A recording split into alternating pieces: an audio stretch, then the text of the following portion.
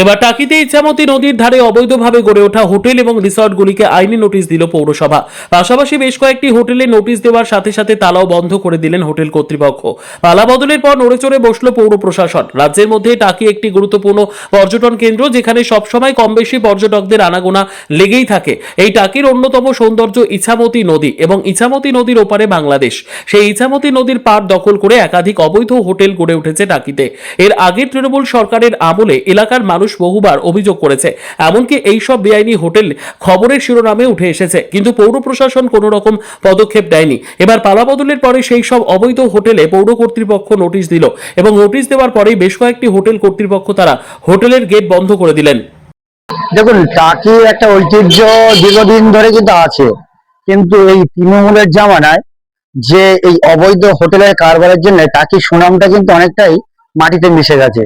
সেই জায়গা থেকে যে এই একের পর এক তালা পড়ছে, এর জন্য একদিকে যেমন এলাকাবাসী খুশি, তেমনই যারা পর্যটক যারা এখানে এসে দ্বিধাগ্রস্ত হতেন, যে পরিবার নিয়ে আসতে গেলে অনেক সামাজিক বাধা বিপত্তির মধ্যে পড়তেন, এবং এই যে দৃষ্টিকটু যে একটা পরিবেশ তৈরি ছিল, সেই পরিবেশটা তারা আশা করছেন যে আগামী দিনে থাকবে না।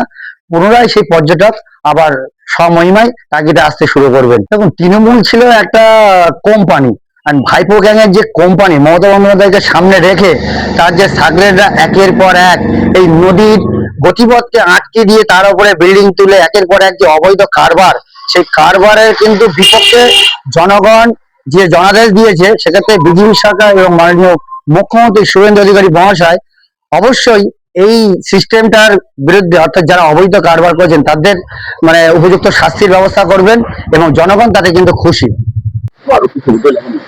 আমরা চাই আরো কিছু এখনো হোটেল আছে, সেখানে এই কাজকর্ম চলে, এবং সেই হোটেলগুলো যেন প্রশাসন উচিত সেগুলোর ব্যবস্থা নেওয়া, এবং এটা অবশ্যই খুব তাড়াতাড়ি করতে হবে, এবং এই হোটেলগুলোর ব্যবস্থা নিতে হবে।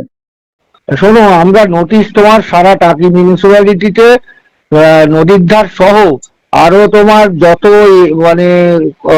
আছে তোমার কমার্শিয়াল প্লেস, বুঝলো তো, কারোর ব্যবসায়িক প্রতিষ্ঠান আছে, কারোর হচ্ছে অন্য বিজনেস আছে, কিন্তু তাদের প্রত্যেককে আমরা 56টার বেশি নোটিশ দিয়েছি, বুঝলে তো। আচ্ছা, এবার নোটিশ দিয়ে আমরা তাদের কাছে তাদের উপযুক্ত যা ডকুমেন্টস, সেই ডকুমেন্টস আমরা জমা করতে বলেছিলাম পৌরসভায়। আচ্ছা, এবার যাদের আছে অনেকেই করেছে জমা, এবার আমরা সেটা ভেরিফাই করে দেখছি যে কাদের সঠিক আছে, কাদের ভুল আছে, কারো বাড়িয়েছে কিনা প্ল্যানের ছাড়া, এইগুলো দেখা হয়েছে। হয়ে তার যে রিপোর্ট আমরা চিফ সেক্রেটারি এবং ডিএম আমাদের কাছে জানতে চেয়েছিলেন, ওগুলো আমরা পাঠিয়েছি। আর নোটিশ দেওয়া হয়েছে যাদের কাগজের সাথে ভ্যারিয়েশন হয়েছে, বুঝতে পেরেছো, আচ্ছা, যাদের কাগজে আমরা মিল পাচ্ছি না, এবার তাদের নোটিশ দিয়ে আমরা জানিয়েছি তারা কর্তৃপক্ষের সাথে যোগাযোগ করুক, অন্যথায় প্রশাসনিক ভাবে যা ব্যবস্থা নেওয়ার প্রশাসন সেটা নেবে। বন্ধর কারণটা অন্য, বুঝতে পেরেছো। আচ্ছা, বন্ধর কারণটা আমরা এখনো বন্ধ করিনি। ঘটনা হলো ওটা হলো তোমার প্রশাসনিক ভাবে কি হয়েছে, বোধহয় কোনো কেস ফেস আছে, সেইগুলোর জন্য বন্ধ আছে।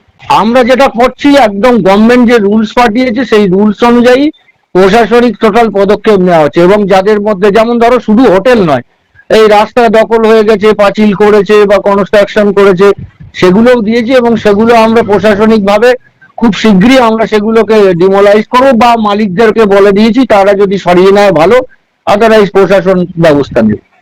হ্যাঁ, নিশ্চয়ই আমরা ডিএম সাহেবের ওখানে এবং চিফ সেক্রেটারির ওখানে আমরা পাঠিয়ে দিয়েছি।